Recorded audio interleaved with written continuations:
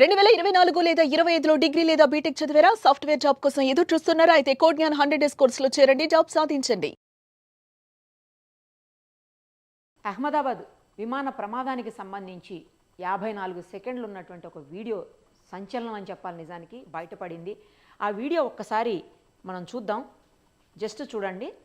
అది take off తీసుకుంటున్నటువంటి runway మీద పోతూ ఉన్నటువంటి వీడియో. అది టేక్ ఆఫ్ తీసుకుంటుంది. తీసుకున్న తర్వాత ఒక్కసారి చూడండి ఏం జరిగిందో.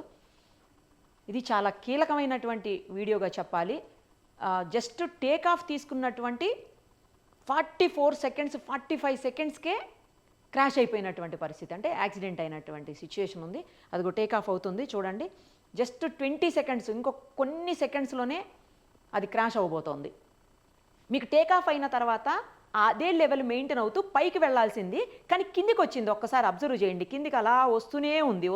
అదిగో కిందికి వచ్చిన తర్వాత ఇక్కడ కరెక్ట్గా క్రాష్ అయిపోయింది. ఇది 44 సెకండ్స్ వీడియో. మళ్ళీ ఒకసారి అబ్జర్వ్ చేయండి. మూవ్ అవుతుంది, రన్వే మీద నుంచి మూవ్ అవుతూ అదిగో జస్ట్ టేక్ ఆఫ్ అయింది.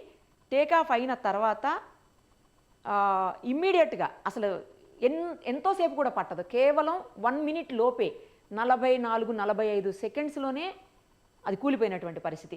టేక్ ఆఫ్ అయినటువంటి ఫ్లైట్ యాక్చువల్గా అదే వేలో వెళ్ళాలి, లేదంటే పైకి వెళ్ళిపోతుండాలి. కానీ కొన్ని సెకండ్స్, అంటే జస్ట్ 27 సెకండ్స్ 28 సెకండ్స్ తర్వాత డౌన్ అయిపోతుంది. ఒకసారి అబ్జర్వ్ చేయండి. డౌన్ అయిపోతూ అలాగే కింద పడిపోయింది. దీనికి 2-3 రీజన్స్ చెప్తున్నారు. 2 ఇంజిన్స్ ఉంటాయి జనరల్గా. పెద్ద ఫ్లైట్స్ అయినా ఏ ఫ్లైట్స్ అయినా కూడా 2 ఇంజిన్స్ ఉంటాయి. 2 ఇంజిన్స్లో కూడా ఒక ఇంజన్ ఫెయిల్ అయిపోయినా, ఏదైనా సాంకేతిక కారణాలతో టెక్నికల్ ఇష్యూస్తో ఒక ఇంజన్ కనుక ఫెయిల్ అయిపోతే రెండో ఇంజన్ కంపల్సరీ వర్క్ చేస్తుంది. ఆ ఇంజన్ని పెట్టుకునే పైలట్ లేదా కో పైలట్ ఇద్దరు కలిసి సేఫ్గా ఫ్లైట్ని ల్యాండ్ చేస్తూ ఉంటారు. ఇది చాలా సందర్భాల్లో మనం చూస్తాము. కానీ ఇక్కడ బ్యాడ్ లక్ ఏంటంటే 2 ఇంజన్స్ కూడా పాడైపోయినటువంటి పరిస్థితి. 2 ఇంజన్స్ పాడైపోయినప్పుడు ఇంకా అసలు దాన్ని సేఫ్గా ల్యాండ్ చేయటం అనే క్వశ్చనే లేదు. ఆ ల్యాండ్ చేసేటువంటి పరిస్థితులే ఉండవు. సో క్రాష్ అయిపోవటం తప్పించి వేరే ఇంకేం కూడా మనం ఇందులో చూడలేము. ఇంకోటి ఏంటంటే 2-3 ఇష్యూస్ ఇప్పుడు నేను పైలట్స్తో మాట్లాడాను. వాళ్ళు ఎక్స్ పైలట్స్ ఉన్నారు, అందులో ప్రజెంట్ వర్క్ చేస్తున్నటువంటి పైలట్స్ కూడా ఉన్నారు. ఆ క్యాప్టెన్స్తో మాట్లాడినప్పుడు వాళ్ళు చెప్పిన 2-3 విషయాలు చాలా షాకింగ్ అనిపించాయి. ఏంటంటే ఫ్లైట్స్లో 2 రకాలు ఉంటాయి. ఒకటి బోయింగ్, ఇంకొకటి వచ్చేసి ఎయిర్ బస్. బోయింగ్ అనే ఫ్లైట్స్లో జనరల్గా, ఎయిర్ బస్ వచ్చేసరికి ఎయిర్ బస్సు సపరేట్ టెక్నాలజీ ఉంటుంది, బోయింగ్ సపరేట్ టెక్నాలజీ ఉంటుందట. సో బోయింగ్లో ఏంటంటే ఫ్యాన్స్ సిస్టమ్ అనేది ఏది కూడా అసలు ఉండదు, వర్క్ చేయదు. కానీ ఎయిర్ బస్సులో వచ్చేసరికి ఫ్యాన్ సిస్టమ్ ఉంటుందంట. అంటే స్పీడ్గా తిరిగే ఫ్యాన్స్ ఉంటాయి అన్నమాట. ఏదన్నా బర్డ్ హిట్ చేయడానికి వచ్చినప్పుడు ఈ స్పీడ్కి, ఫ్యాన్ తిరిగే స్పీడ్కే బర్డ్ అవతలకి వెళ్ళిపోతుందట. పడిపోవటం కానీ, లేదంటే చనిపోవటం కానీ, జస్ట్ తాకి కింద పడిపోవటం కానీ జరుగుతుంటుంది. కానీ బోయింగ్ ఫ్లైట్స్లో మాత్రం అలా కాదు. ఆ బర్డ్ హిట్ చేసినప్పుడు ఆటోమేటిక్గా గట్టిగా హిట్ చేసి, ఎందుకంటే ఫ్యాన్ అనేది ఉండదు కాబట్టి గట్టిగా హిట్ చేసేసి లోపలికి వచ్చేటువంటి పరిస్థితులు కూడా ఉంటాయంట. లోపలికి వచ్చినప్పుడు ఆటోమేటిక్గా ఇంజిన్ మీద ఎఫెక్ట్ చూపిస్తుంది. డెఫినెట్గా అది క్రాష్ అవడానికి ఎక్కువ ఛాన్సెస్ ఉంటుంది. సో బోయింగ్కి ఎయిర్ బస్కి ఈ డిఫరెన్స్ ఉంటుందన్నమాట. ఇప్పుడు ఈ ఫ్లైట్ 787 ఏదైతే ఉందో అది బోయింగ్. తర్వాత ఇంకొకటి ఏంటంటే ఈ బోయింగ్ ఫ్లైట్స్లో ఫ్యూయల్ ఎక్కువ పడుతుంది, ఎక్కువ యూస్, అంటే ఎక్కువ కెపాసిటీ ఉంటుందట. తర్వాత ఈ ఎప్పుడైతే ఫ్లైట్ టేక్ ఆఫ్ అవుతుందో, టేక్ ఆఫ్ అయ్యేటప్పుడు అంటే అప్పుడే స్టార్ట్ అయినట్టు కదా. సో ఆ సందర్భంలో ఫ్యూయల్ ఫుల్గా ఉంటుందంట. ఫుల్గా ఉన్నప్పుడు వెయిట్ కూడా, అంటే ఈ ఫ్రంట్ సైడ్ వెయిట్ కూడా చాలా ఎక్కువ ఉంటుందంట. తొందరగా డౌన్ అవడానికి ఆప్షన్ ఎక్కువగా ఉంటుంది అని చెప్పేసి చెప్తా ఉన్నారు. అంటే కింద పడిపోయే ఆప్షన్ ఎక్కువ ఉంటుంది ఫుల్ ఫ్యూయల్ ఉన్నప్పుడు. అదే ల్యాండింగ్లో, అంటే మొత్తం అయిపోయి వస్తుంది కదా, ఫ్యూయల్ అయిపోయి వస్తుంది కాబట్టి ల్యాండింగ్లో, అందులోనే ఈ ఫ్లైట్ పర్టికులర్గా లండన్ వెళ్తుంది కాబట్టి ఫుల్ ఫ్యూయల్తో ఉన్నటువంటి పరిస్థితి. అదే ల్యాండింగ్లో ఏంటంటే అప్పటికే ఫ్యూయల్ ఖర్చు అయిపోతుంది, అప్పటికే ఫ్యూయల్ అయిపోతుంది కాబట్టి ల్యాండింగ్లో ఫ్లైట్ కొంచెం వెయిట్ కూడా తగ్గుతుంది, సేఫ్గా ల్యాండ్ అవుతుందంట. ల్యాండ్ చేసేటప్పుడు ఫ్యూయల్ని ఖచ్చితంగా ఫుల్ ఫ్యూయల్తో అసలు ల్యాండ్ చేయరంట ఫ్లైట్ని. ఒకవేళ ల్యాండ్ చేయాల్సినటువంటి పరిస్థితులు వస్తే మాత్రం ఫ్యూయల్ని బయటనే, అంటే అక్కడక్కడే ఫ్లై చేసేసి కాసేపు ఎయిర్లోనే తిప్పేసి ఫ్యూయల్ని కాలిపోయిన తర్వాత, ఫ్యూయల్ కాస్త ఖర్చు అయిన తర్వాత మాత్రమే ల్యాండ్ చేస్తారంట. ఏ పరిస్థితుల్లో ల్యాండ్ చేయాల్సి వచ్చినా కూడా ఇలాంటి ప్రికాషన్స్ అన్నీ కూడా తీసుకుంటారట పైలట్స్. తర్వాత ఈ పైలట్స్ పర్టికులర్గా దాదాపు 8,200 గంటల పాటు ఫ్లైట్స్ నడిపినటువంటి అనుభవం ఉంది. సో వాళ్ళు కూడా ఏమీ తక్కువ ఎక్స్పీరియన్స్ ఉన్నటువంటి వ్యక్తులు కారు. నెక్స్ట్ ఇంకొకటి, ఈ ఫ్లైట్కి 12 సంవత్సరాల ఏజ్ ఉంది. ఈ ఏదైతే బోయింగ్ 787 ఉందో 12 ఇయర్స్ అయిందంట తయారయ్యి. ఇంకొకటి ఏంటంటే ఇది ఓల్డ్ ఫ్లైట్ అనుకోవడానికి కూడా లేదు. ఫ్లైట్ని ఎప్పుడు కూడా మనం ఓల్డ్ న్యూ అనేది క్యాలిక్యులేట్ ఎలా చేయాలో తెలుసా? అది తిరిగినటువంటి అవర్స్ను బట్టి అంట.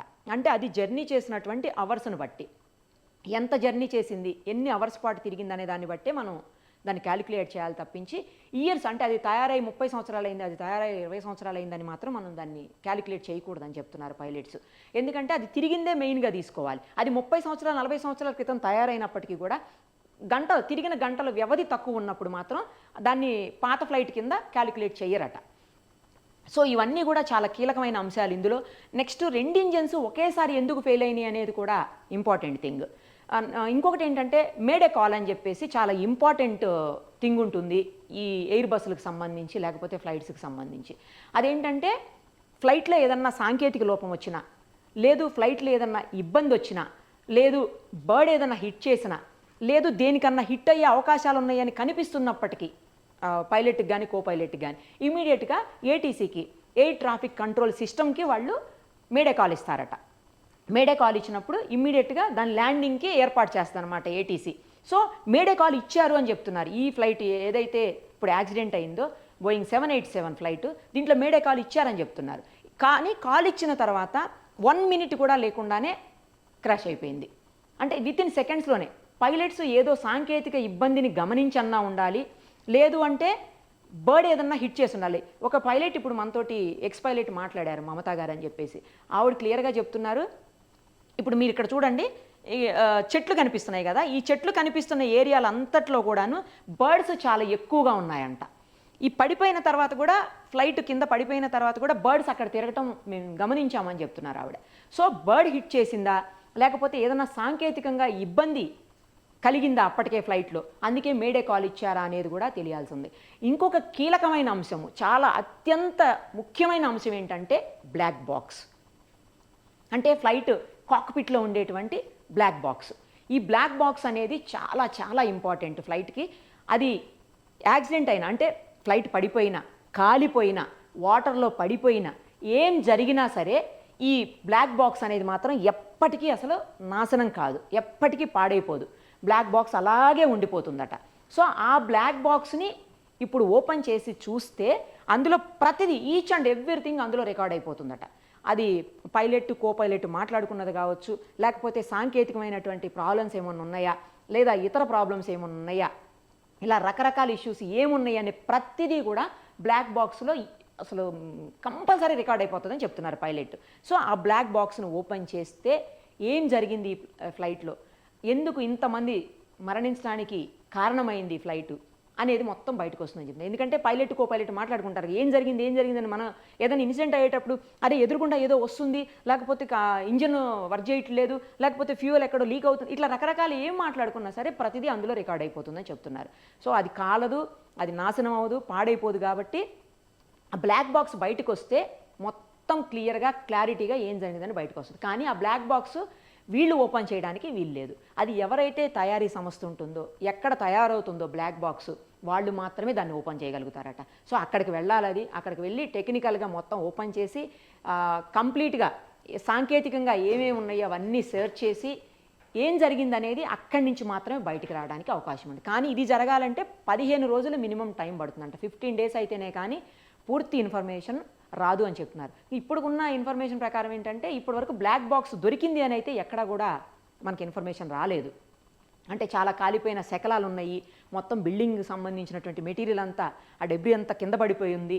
సో ఎక్కడుంది బ్లాక్ బాక్స్ అనేది దొరకదు. ఎందుకంటే బ్లాక్ బాక్స్ మరీ పెద్ద సైజ్ ఏముండదు, చాలా చిన్న సైజులోనే ఉంటుందండి. ఆ బ్లాక్ బాక్స్ దొరికితే కానీ మొత్తం క్లారిటీగా క్లియర్గా బయటకు వచ్చేటువంటి అవకాశం ఉంటుంది. ఇప్పటి వరకు ప్రాథమికంగా ఉన్నటువంటి సమాచారం ప్రకారం అయితే 2 ఇంజన్స్ మాత్రం ఒకేసారి పని చేయకుండా పోయాయి అనేది మాత్రం క్లియర్గా మొత్తం అందరూ ఎక్స్పీరియన్స్ ఉన్న వాళ్ళందరూ కూడా చెప్తున్నటువంటి పరిస్థితి. ఏదైనా ఇన్వెస్టిగేషన్ నడుస్తోంది. ఇప్పటికే అమిత్ షా గారు, తర్వాత మన విమాన సర్వీసుల శాఖ మంత్రి అందరూ అక్కడే ఉన్నారు. కాసేపట్లోనే అహ్మదాబాద్కి ప్రధాని మోడీ కూడా చేరుకునేటువంటి అవకాశం ఉంది, కనిపిస్తోంది. ఇప్పటికే న్యూస్ వచ్చింది, ఆయన వస్తున్నారని కూడా.